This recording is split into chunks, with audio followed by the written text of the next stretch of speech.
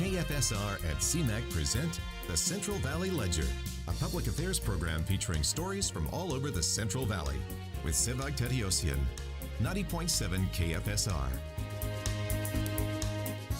I'm your host, Sevag Tateosian. Welcome to the Central Valley Ledger. We're recording out of the beautiful downtown Fresno studios of the Community Media Access Collaborative, Fresno and Clovis, near the newly opened Fulton Street, the former Fulton Mall.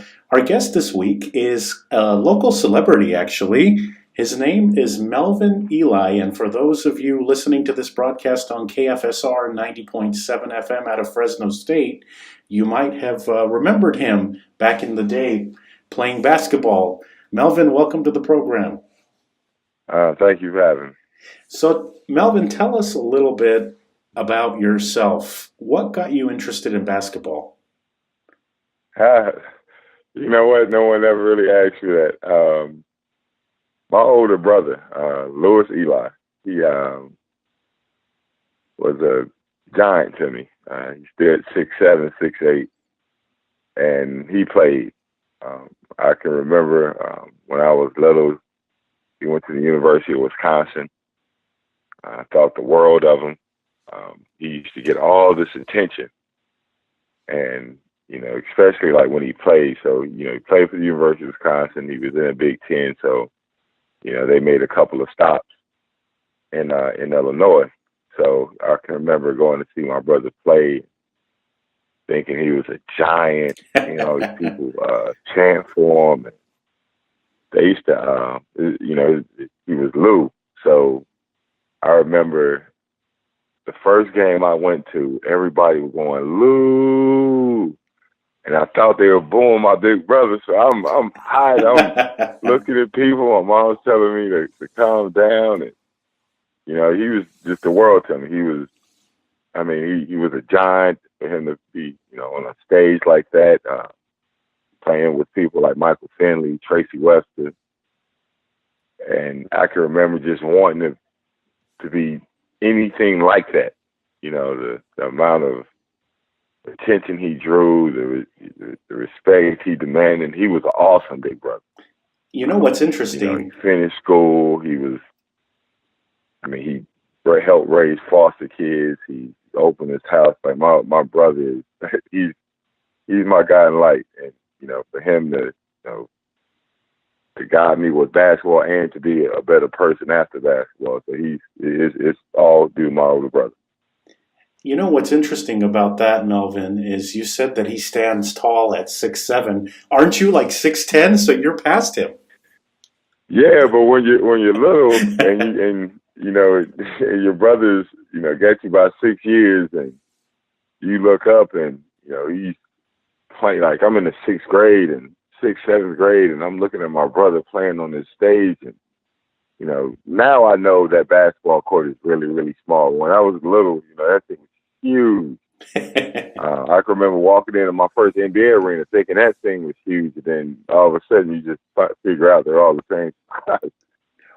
And so, but he was just a giant to me. Everything he did, the way he spoke, now I realize my brother doesn't have a deep voice. He had a booming voice then. I just thought the world of him. He was a living God to me. So you get interested in basketball, and then at some point, Fresno State comes knocking, or how did the relationship with Fresno State begin? I remember it was my junior year, and it was the Adidas Round Ball Classic ran by Sonny Vaccaro. And, I was an AAU Adidas kid, and so I just went to all the Adidas camps. And I had a breakout year. And I can remember seeing Danny Tarkanian on the sideline just giving me this weird grin. And I remember going to my AAU coach like, man, who is this dude just grinning at me? Danny's grinning from ear to ear, just shaking his head. I'm sitting there like, who is this guy just grinning? And, he came up, he introduced himself.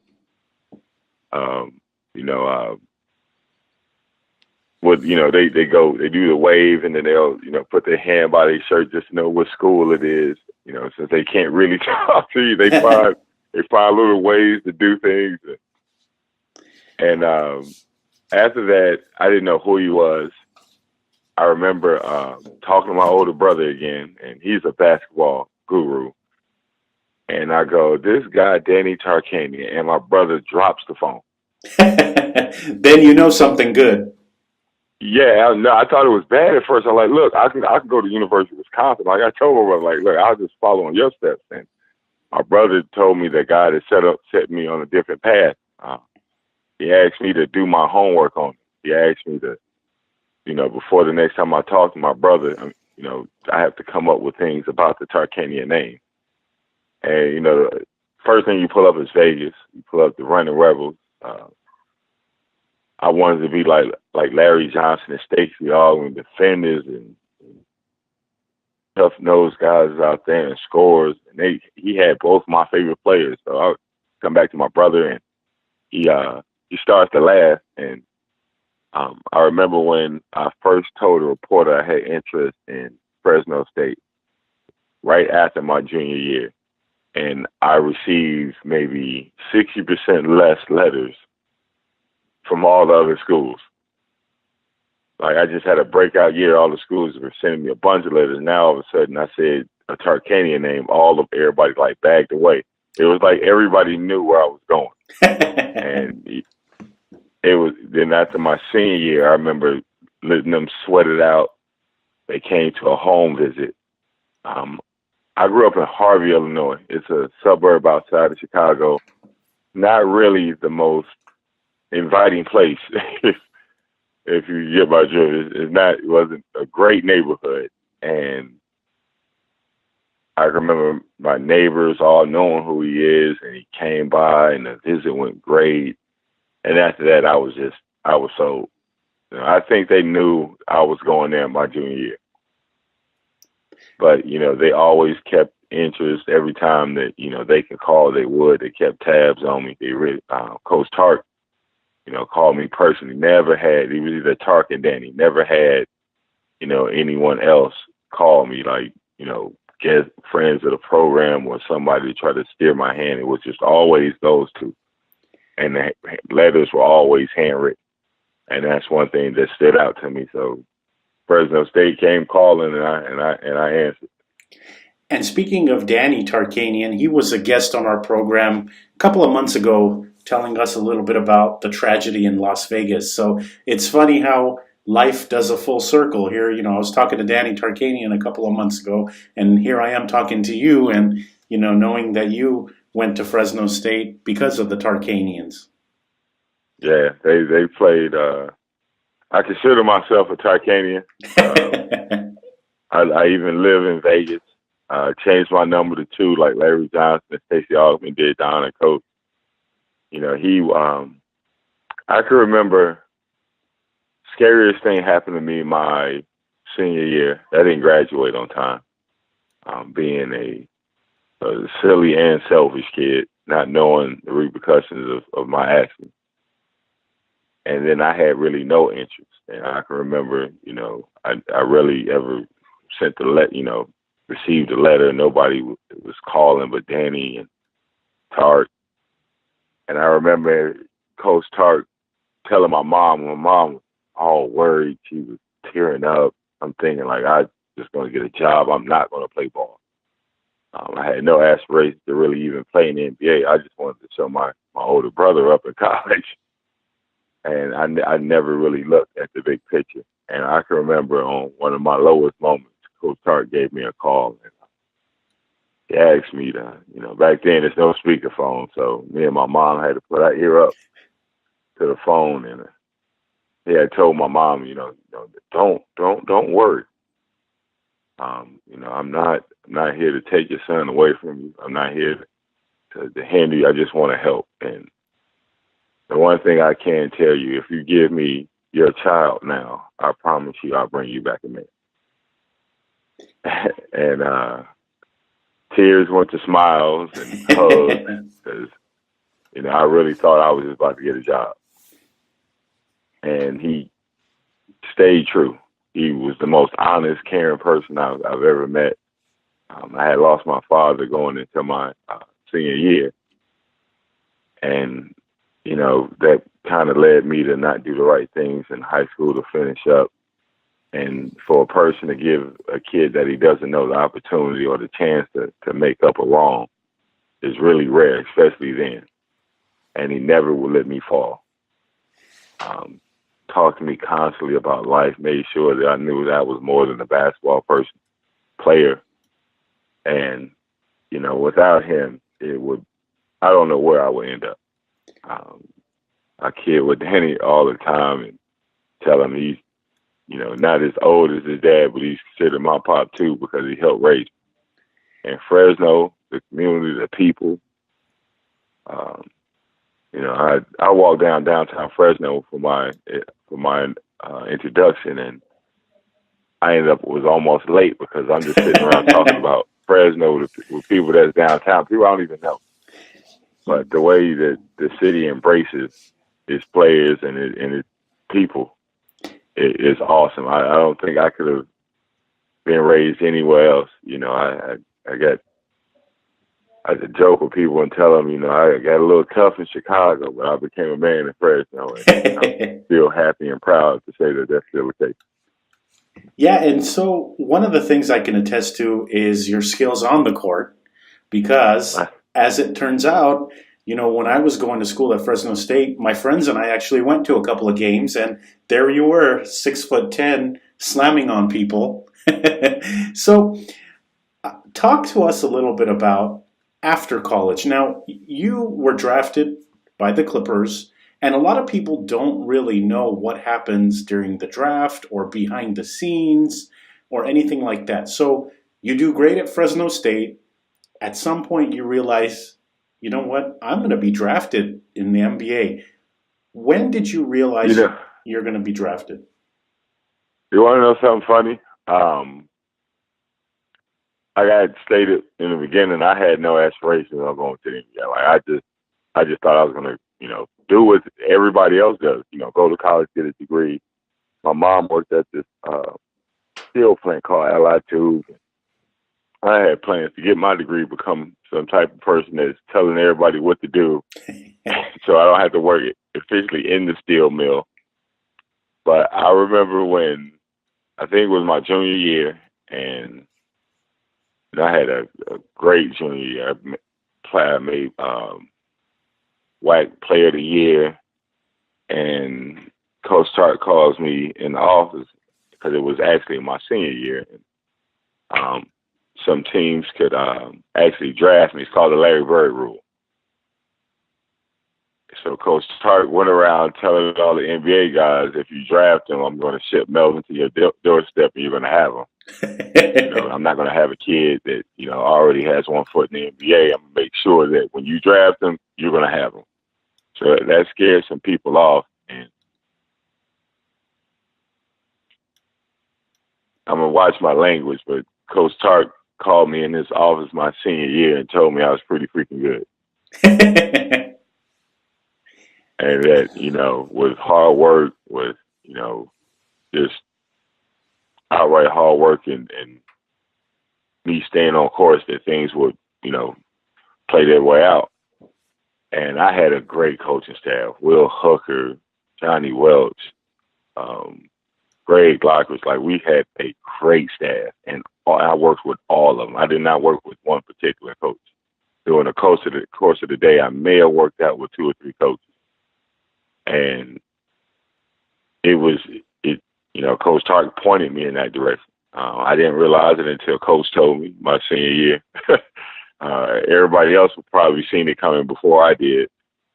But, when that happened, you work your tail off all year, and then it's nothing.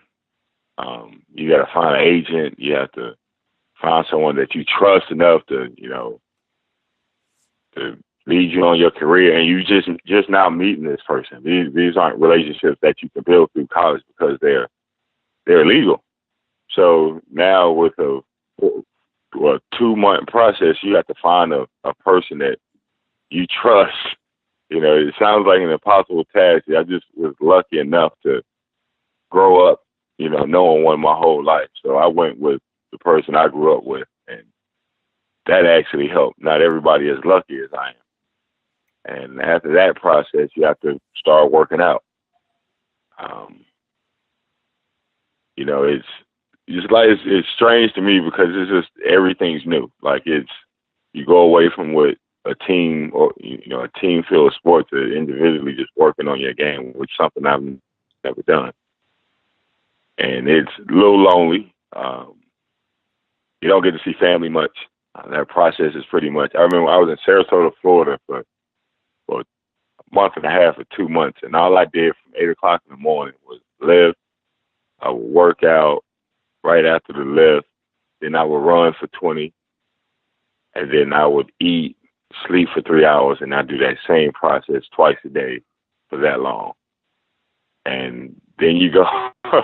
Then after that, you get called from different teams, which the whole process is hilarious. You get called by different teams to match up against players that you might not even guard.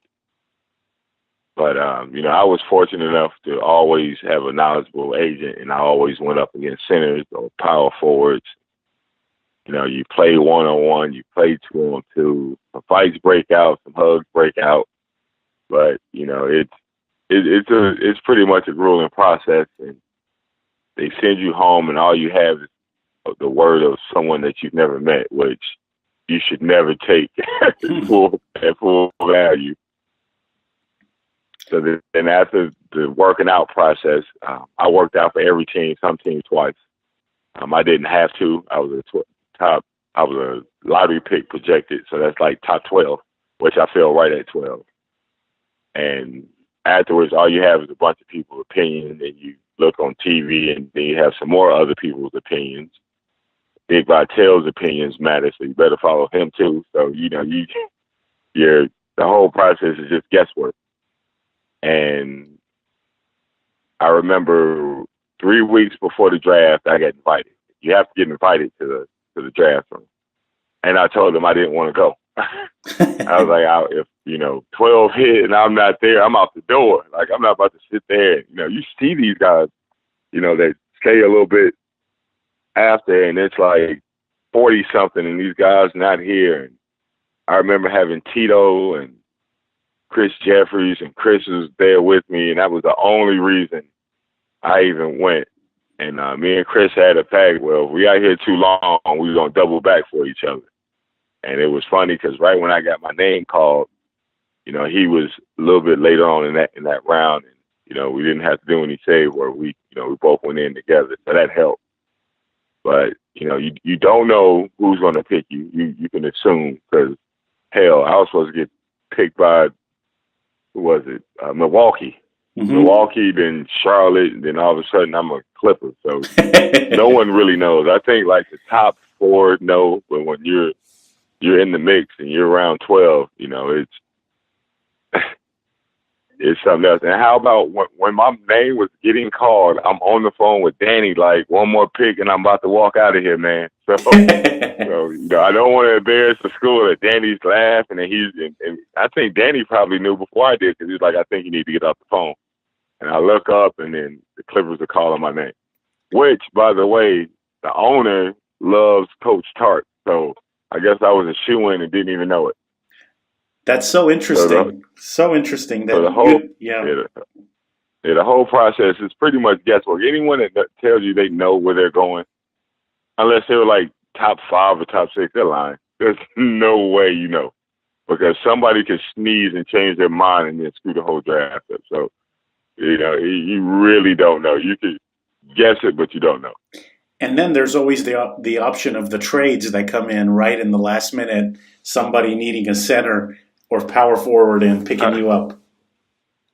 So about that part, how about being a poor guy that's like 10, 11, and 12, and you see the guys that just been picked before you all get traded somewhere else they don't want to be. And you hear the noises, like you hear the loud curse words flying every now and again when that happens. Like you just never know.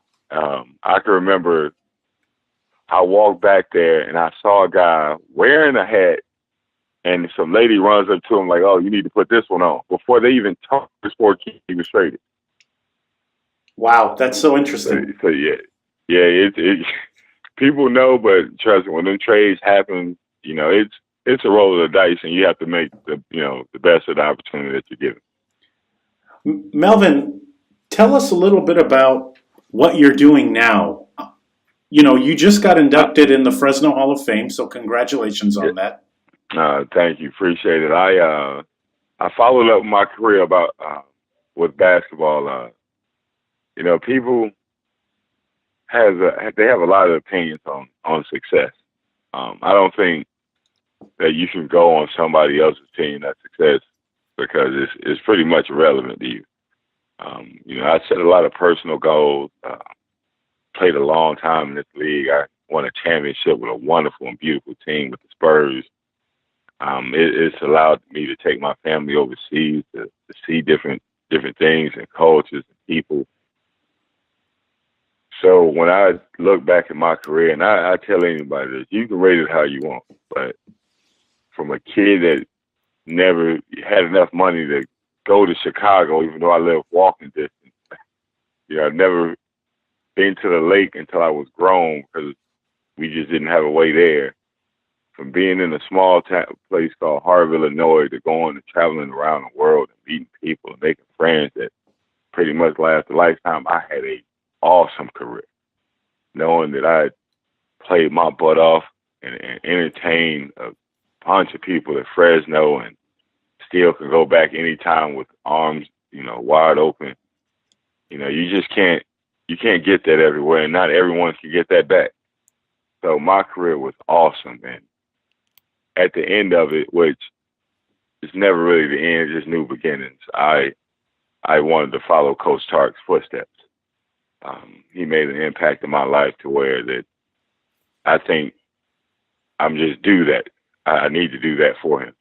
If I can be a quarter of the coach he could be, I think I can help a lot of kids.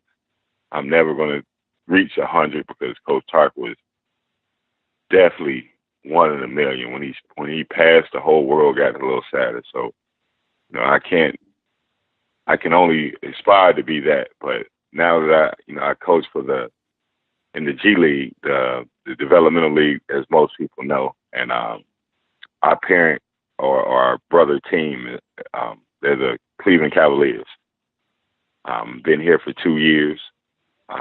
Made the playoffs last year. Had a great first year. This year, a little rockier start. We had our first 8 games 6 out of the 8 were on the road this month. So it's been rocky, but our team has finally found track. Yesterday with a great win.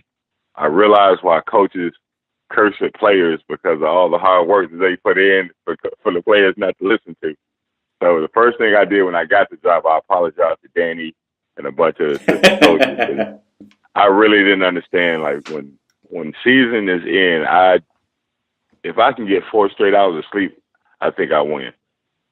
But now I'm coaching. I try to be an active and knowledgeable coach just for Coach Tark. And I set my life up to follow great people. My brother led me half the way, and Coach Tark took me the other half. So, I have 2 great people that I use as measuring sticks, and people that I every day I try to be like. I try to emulate them every day, every second. Knowing that I have to keep my nose clean because people at Fresno will get me. And any Tarkanian, so I couldn't go anywhere in Vegas. I couldn't go home. And knowing my brother would get me as well. You can't mess up the family name. With my family, that's Tarkanians, that's Fresno, and that's Eli. So tell us how we can help you and support you, Melvin. We're in Fresno. We have audience members watching this on television, and we have audience members listening to us on the radio as well. What can we do to help you and help you further your career? Oh, man, just tune in. G League, people, it's on Facebook. It's free. Chime in, give your, they read those comments. They say they don't, as long as they don't have curse words in it or no slurs, you're pretty much good. Leave comments on how we can do a better job. People don't realize that the NBA has opened up 2 slots for they're called two-way players, and every D League team has 2 NBA guys now. They'll be with us half the time, with the team half the time, and sometimes, in rare cases, they may be there the whole time, depending on how much time they can get. It's not a league for the throwaways or I heard a fan. It was an 80-year-old fan was like, "You guys are the land of forgotten toys," and I took offense to that because we're trying to make people and players better. We don't focus in on just basketball. We focus in on the entire person. If you're not a good person, if you're not active in your community, we don't want you. We don't care if you score 30 and have a 50-inch vert. We just don't want you anymore. And that's something that the NBA trend is picking up, and that's something that they made sure that we picked up as well. We want great people, and in the G League, they have it now. It's been a long time coming. I participated in the D League, that when it was called that, and it was a great league then. So if you want to support me, get on Facebook, leave lots of comments, tell them what you think about everything. Be honest, and other than that, just keep supporting Fresno. I remember me going, Fresno's a second chance school, and you know what? It gave me a second chance, and I don't think I've ever sullied the Fresno State name in my life, and will fight anybody that tried to. Sometimes it works out. Sometimes those second chances are given to people that want them. They go a long way, and you guys make lasting impressions.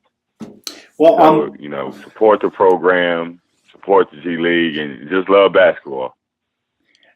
Excellent way to end the interview, Melvin. We are out of time this week on the program. We really, really appreciate you joining us.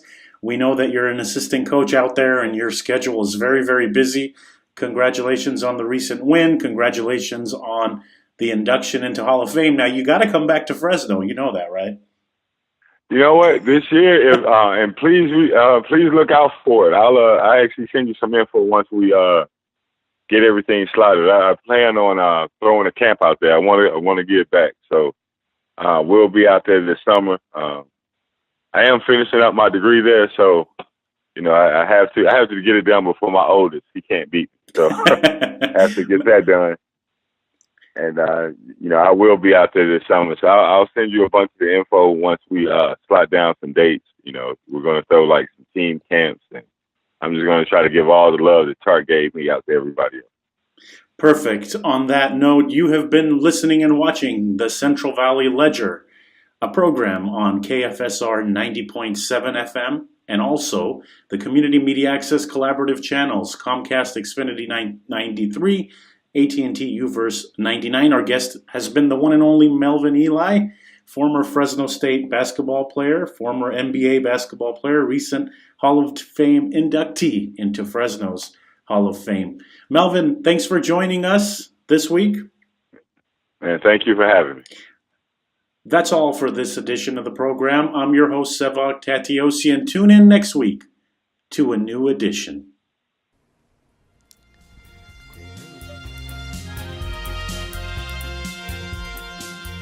KFSR and CMAC present the Central Valley Ledger every Sunday morning at 11:30. For a complete program schedule, visit kfsr.org.